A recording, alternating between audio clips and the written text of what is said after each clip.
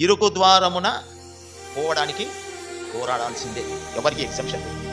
అయితే ఈ తల్లి ఒక బ్యాగ్ ఉంది, ఈ బ్యాగ్ వల్లనే ఆ తల్లి ఇరుకు ద్వారమున పోలేక, ఈ ఇరుకు ద్వారం పోవడానికి అడ్డుపడిన ఈ బ్యాగులో ఏముంది అని మనం గమనిస్తే, ఈ బ్యాగ్ నీకుంది అందరికుంది. ఈ బ్యాగే హృదయం అనే బ్యాగ్. ఏ బ్యాగ్ అనేది? హృదయం అనే బ్యాగ్. ఈ బ్యాగే హృదయం అనే బ్యాగ్. ఈ హృదయం అనే బ్యాగ్లో ఏమున్నాయి?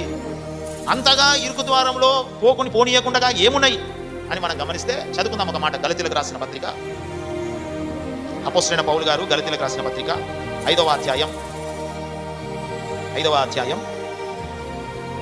19వ వచనం నుంచి, శరీర కార్యములు స్పష్టమై ఉన్నవి. అవి ఏమంటే, ఇదిగో చూడాలి. మొదటి ఈ బ్యాగ్లో ఏమున్నాయి తెలుసా? మనము పరలోక రాజ్యం అనే ఇరుకు ద్వారములో ప్రవేశించగలియకుండా మనని అడ్డుపడి